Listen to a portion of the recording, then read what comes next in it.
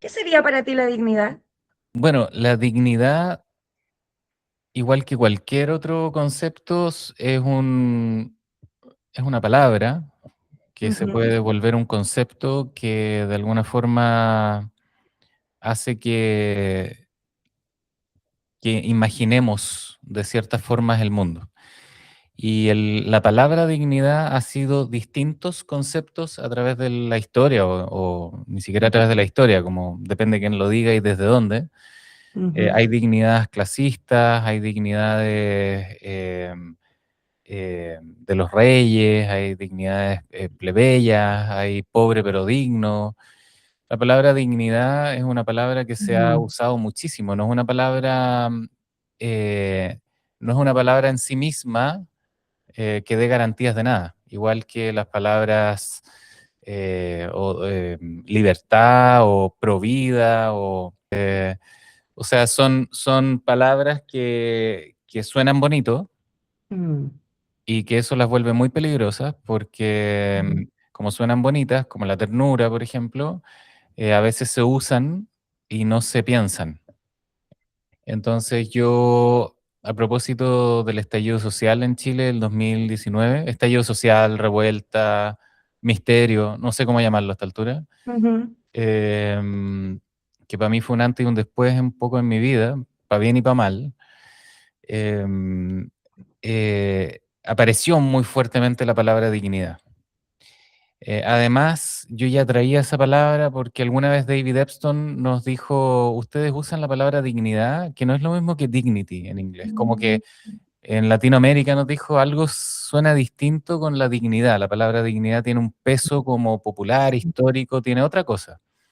Em, Después me acordé de eso en todo caso, pero en el estallido social estaba la Plaza Dignidad hasta que la sí, dignidad po. se haga costumbre. Y empezó a ser también una palabra atacada. Se empezó a Burlada, atacar. ¿no? ¿Mm? Burlada también Sí, en muchos atacada momentos. Sí, clasistamente, sí, peyorativamente.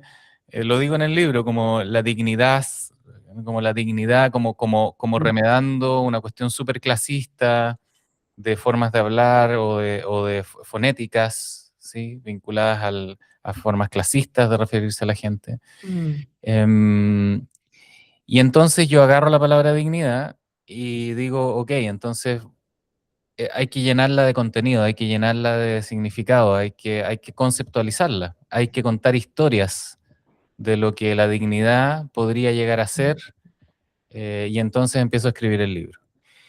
Y no lo empiezo a escribir definiendo la dignidad, eso lo hago después, lo empiezo a escribir en base a imágenes que tienen que ver con, sobre todo al comienzo, con el acceso a la belleza, por ejemplo. mm. Entonces pensaba, Eso está como ya, si vemos el libro hoy día, ya terminado, eso está mucho más adelante, sí, po. po, Sí, sí, po. pues y ese es el primer, esto fue un post de Instagram, puse dignidad dos puntos, no me acuerdo cómo se llama el capítulo, pero acceso y tiempo para la belleza, para la belleza, acceso y tiempo para la belleza. Son dos, creo que son dos. Uno es el acceso y el tiempo, Y después para crear belleza. y después para crear, sí. Y acceso y tiempo para contemplar los cambios, acceso y tiempo para participar de los cambios. Eh, no lo hago, o sea, lo hago a propósito. El tiempo es una cuestión súper capturada en nuestra experiencia misma desde el capitalismo neoliberal, el patriarcado. Mm, Le da forma a nuestra experiencia del tiempo, de forma súper al servicio de un cierto tipo de relación, de vida, de intereses, de valores, etcétera. Entonces, yo escribo eso en un post de Instagram y lo encuentro bonito y tengo muchos likes y digo, es que se me empiezan a venir a la mente, dignidad dos puntos, pum, dignidad dos puntos, pum, y empiezo a escribir esto, ¿no? Esto de la dignidad, dignidad dos puntos, acceso a la belleza, acceso y tiempo para la belleza, surge de que yo estaba leyendo el libro de Paul Preciado y estoy leyendo un mm, capítulo en un centro médico porque me iba a atender porque me sentía mal y empecé a ver a mucha gente enferma, sintiéndose mal, con mascarilla, con malestar, un poquito como la tensión mala. Curiosamente, en ese libro, te comentaba antes de empezar a grabar, no hay un capítulo acerca del sistema de salud, por ejemplo. Te Sí, decía, hay muchos capítulos que faltan, pero bueno, podemos escribirlo en colectivo, no tengo por qué escribirlo yo.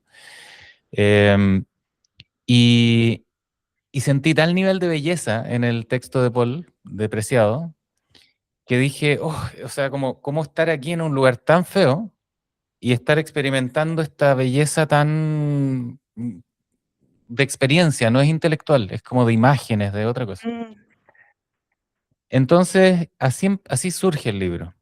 Y entonces surge a propósito de imágenes, de experiencias, de historias, historias de terapia, historias de mi propia vida, de discernir y darme cuenta de como de estar atento a acciones de personas en la calle, etcétera.